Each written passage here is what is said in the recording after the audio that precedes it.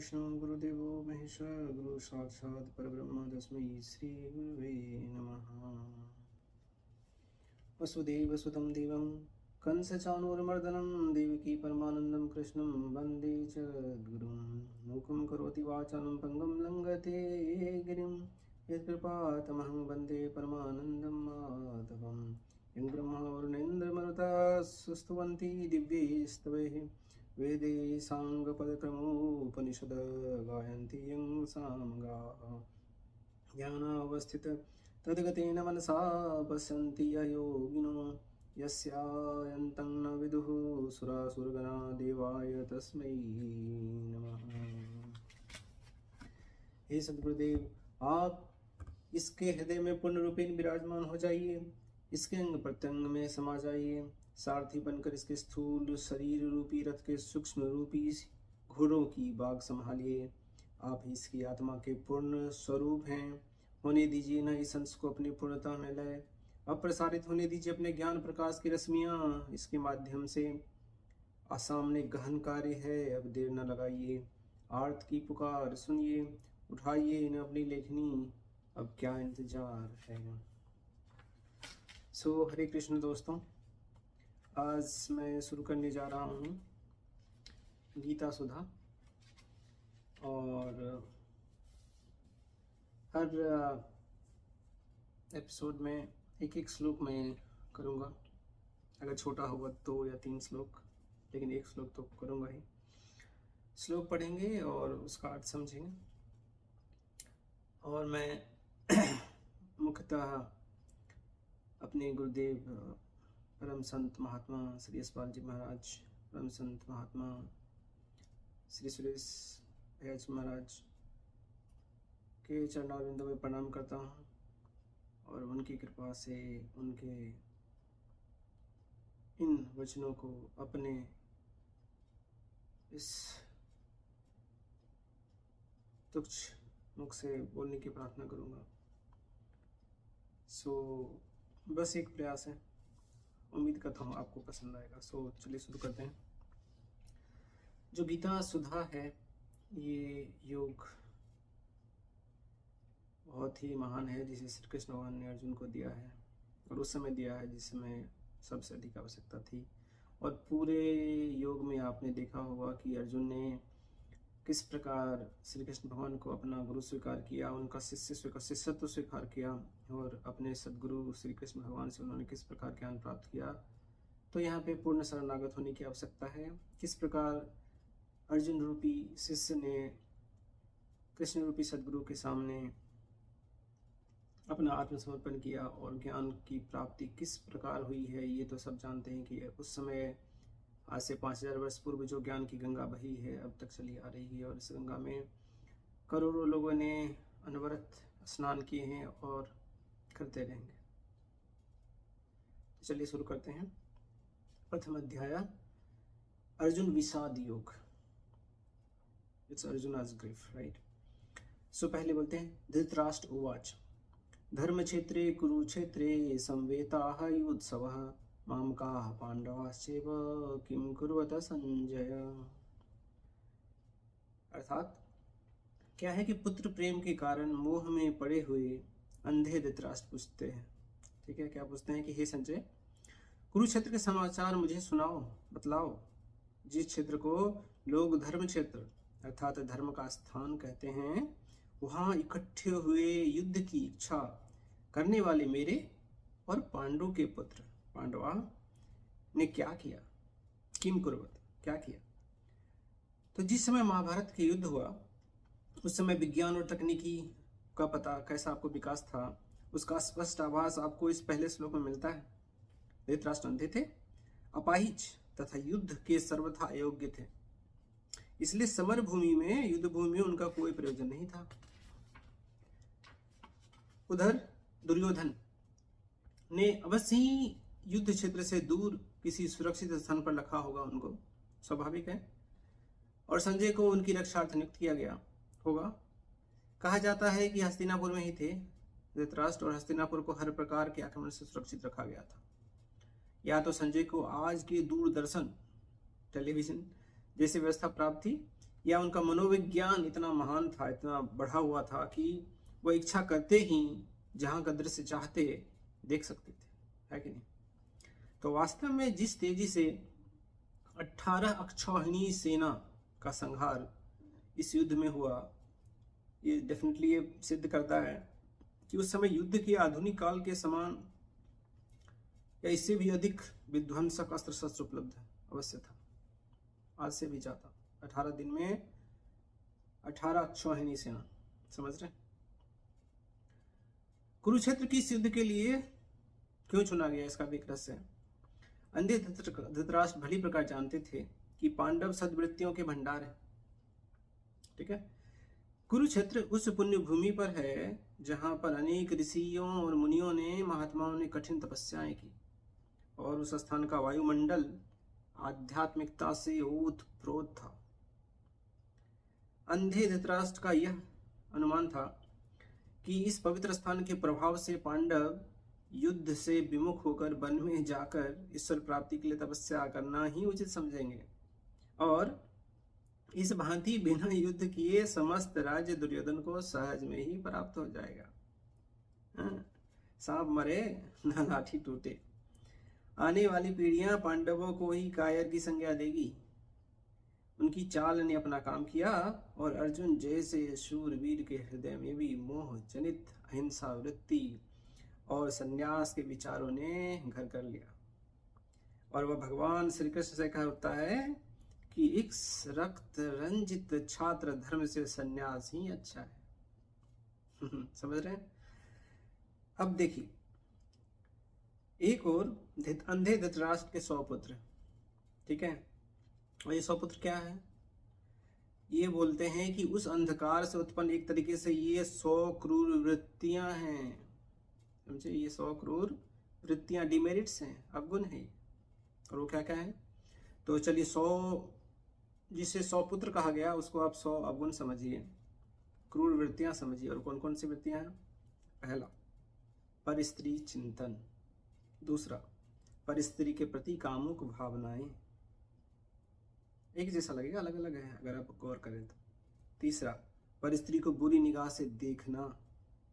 चौथा, घूर घूर कर देखना, बड़े लेवल पे। आंख मटकाना, आवाजें कसना, परस्त्री के अंगों का स्पर्श, फुसलाना, बलात्कार, व्यभिचार, यह सब कहाँ से आई? ये सभी एक काम वासना से उत्पन्न हुई, काम वासना को की झूठी तृप्ति के लिए ये सारे 10 अवगुण प्रकट हुए हैं, ठीक है। अलग अलग लेवल पे हैं, अलग अलग प्रकार के हैं, ठीक है। फिर आते हैं अगला 11वां, विद्रोह। 12वां, झगड़ा फसाद होना। 13, हठ धर्मी। 14वां होता है निर्दयता। 15वां, चुगलखोरी। 16वां, निष्ठुरता। 17वां, झूठी अकड़। 18वां, दुर्व्यवहार। 19वां, व्यर्थ वाद विवाद। 20वां, कठहुज्जति। 11वां, कठोर वाणी। 22वां, अकारण क्रोध। और ये किस लिए? अपने झूठे अहंकार की तृप्ति के लिए। तो पहले 10 भावनाएं आई थी काम वासना की झूठी तृप्ति के लिए, अभी अहंकार की तृप्ति के लिए 10 अवगुण आते हैं लोगों के अंदर, ठीक है। हम आगे चलते हैं। 23वां में क्या है कि वैर आता है। 24वां आता है ईर्ष्या। 25वां डाह। 26वां कीना। 27वां स्वार्थ लोलुपता। 28वां पर निंदा। 19वां घृणा। 30वां बोलते हैं संकीर्णता। और ये किसको होता है?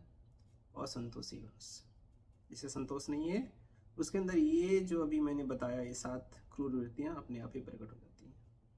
तो ये उसके समझ लो कि अगले 30 पुत्र के वर्णन मैंने किया, ठीक है। अंधकार के कारण जो 100 क्रूर वृत्तियां हैं, जो 100 अवगुण हैं, उनमें 30 मैंने बताया। अब आगे चलते हैं। 31वां क्या है?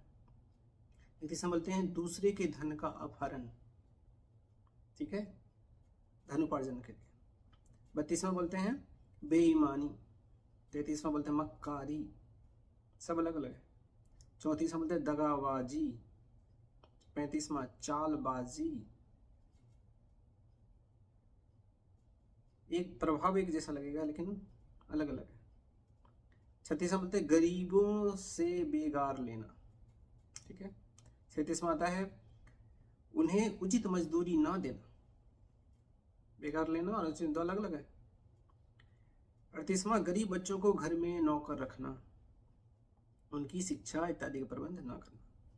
39वां गरीबों के लिए खोले हुए अनाथालय, विधवा आश्रम, विद्यालय, गौशाला, अस्पताल आदि का शोषण। 40वां विधवाओं को त्रास पहुंचाना। 41वां कन्याओं का अपहरण। 42वां गरीब कन्याओं को धनार्थ वेश्यावृत्ति पर विवश करना। 43वां बोलते हैं मनमाना ब्याज लेना। 44वां घूस खाना। ठीक है। 45वां काला बाजार। 46वां खाद्य पदार्थों में मिलावट। 47वां औषधियों में मिलावट। 48वां तस्करी स्मगलिंग। और 39वां धन के लिए पशुओं की हत्या। 50वां गौ हत्या। 51वां नाजायज कार्य। 52 कृत्रिम अभाव पैदा करना, मुनाफाखोरी। ठीक है। 53 बोलते हैं 53 दहेज। 54 वकील होकर झूठे मुकदमों केसेस की पैरवी करना। 55 डॉक्टर होकर गरीबों का बिना फीस लिए इलाज नहीं करना, गरीबों को बिना फीस लिए इलाज नहीं करना।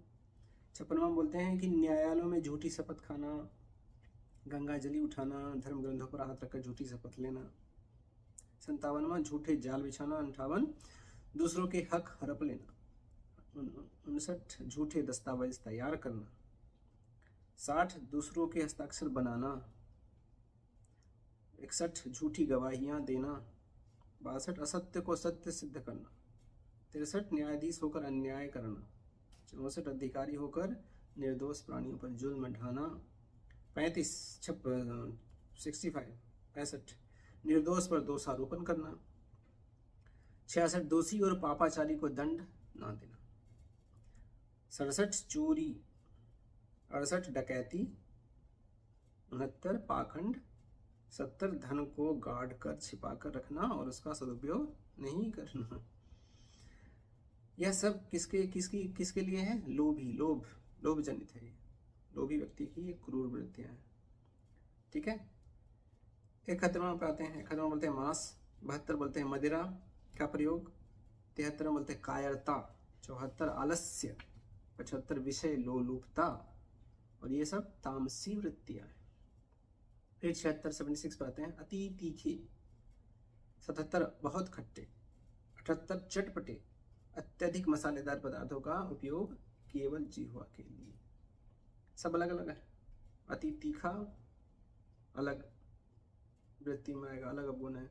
अति खट्टा अलग अवगुण में आएगा। चटपटा ये भी अवगुण है। अत्यधिक मसालेदार पदार्थों का केवल जिह्वा के लिए, अंदर तो बेकार। फिर 79 में क्या है? 79 मोहवश अपने स्वजनों के पोषण अथवा रक्षा के लिए पाप आचरण करना, स्वजनों के। 18 दंभ। 80 दंभ। 81 मान। 82 मद से युक्त।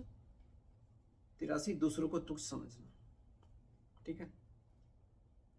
मान मद दंभ, मान मद से युक्त दूसरों को तुच्छ समझना, अलग अलग वृत्ति के कारण दूसरों को। ठीक है।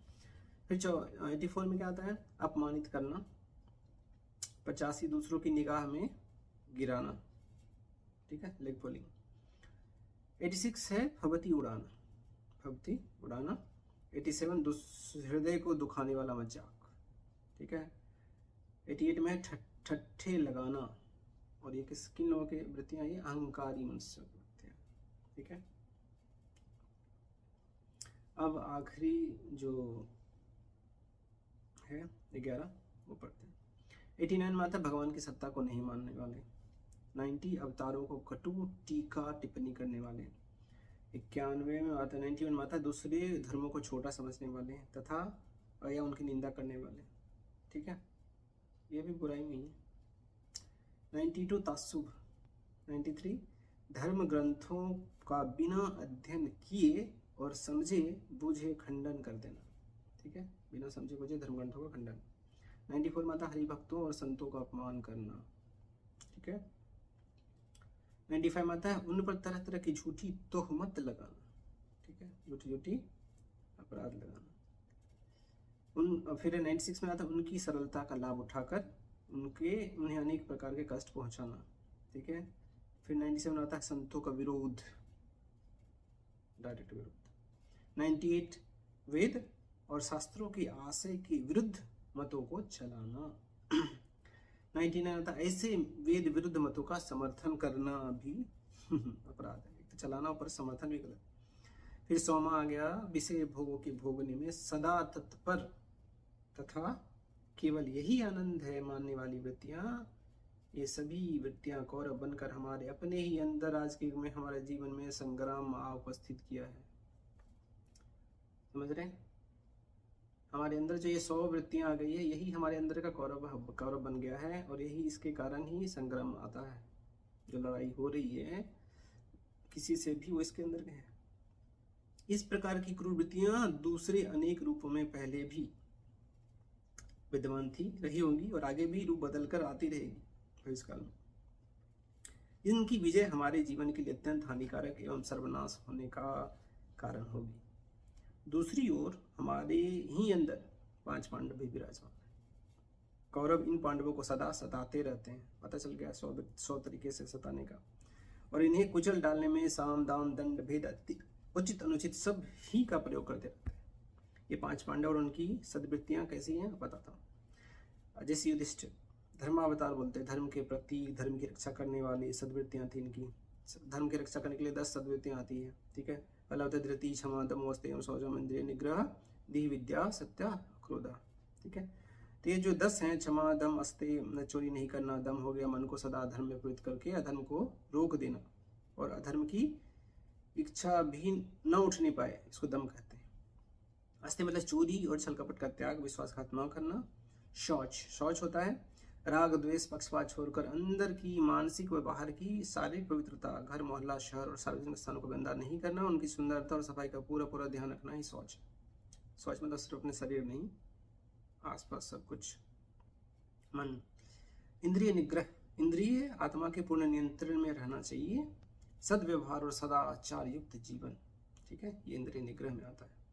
धी मतलब मादक द्रव्य, बुद्धिनाशक अन्य पदार्थ, दुष्टों का संग, आलस्य, प्रमाद आदि को छोड़कर श्रेष्ठ पदार्थ का सेवन करना चाहिए, ठीक है। सत्पुरुषों का संग, योगाभ्यास द्वारा बुद्धि की प्रखरता बढ़ाना, ये सभी धी में आते हैं। विद्या, पृथ्वी से लेकर परमेश्वर पर्यंत यथार्थ ज्ञान को प्राप्त करना ही विद्या है।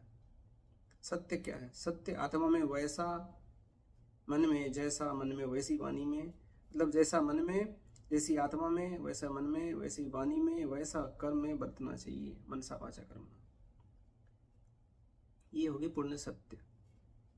आत्मा से लेकर मन, मन से लेकर शरीर, शरीर से वचन, कर्म में भी वही चीजें झलकनी चाहिए, वचन में वही चीजें झलकनी चाहिए। हर तरीके से पूर्ण सत्य, कहीं भी झूठ नहीं है, एक सब कुछ एक एकदम। फिर आ गया अक्रोध। अक्रोध मतलब क्रोध नहीं करना, शांति को ग्रहण करना, ठीक है। ये था युधिष्ठिर, पहला पांडव, समझ रहे हैं, जो धर्मराज थे, उनके ये 10.5 गुण।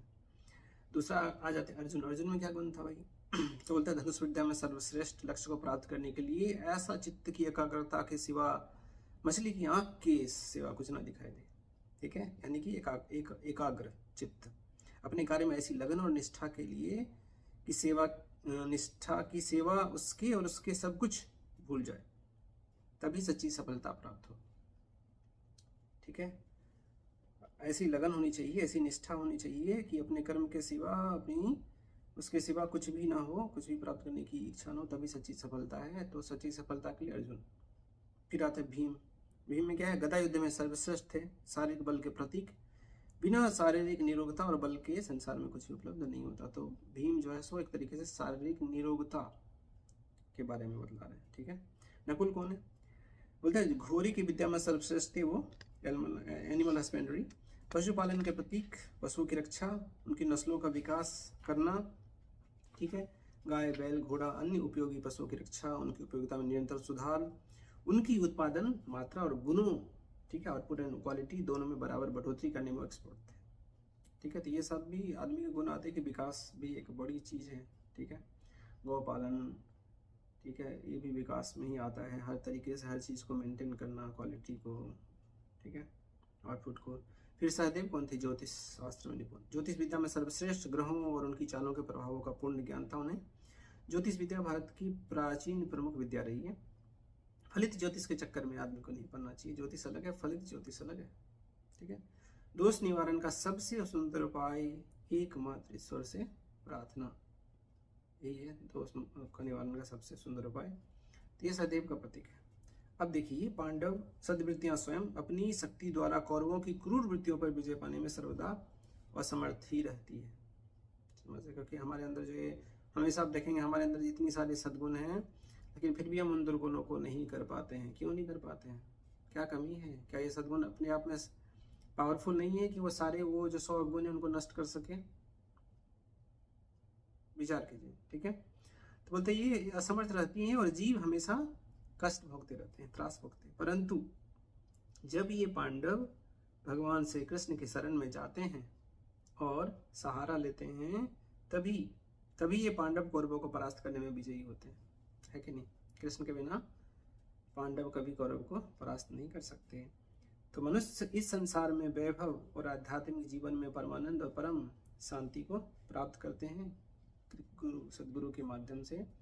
जब कृष्ण रूपी सद्गुरु प्राप्त हो जाएं तो ही कौरव रूपी अवगुणों का नाश हो सकता है और मनुष्य परम शांति, परम आनंद को प्राप्त कर सकता है।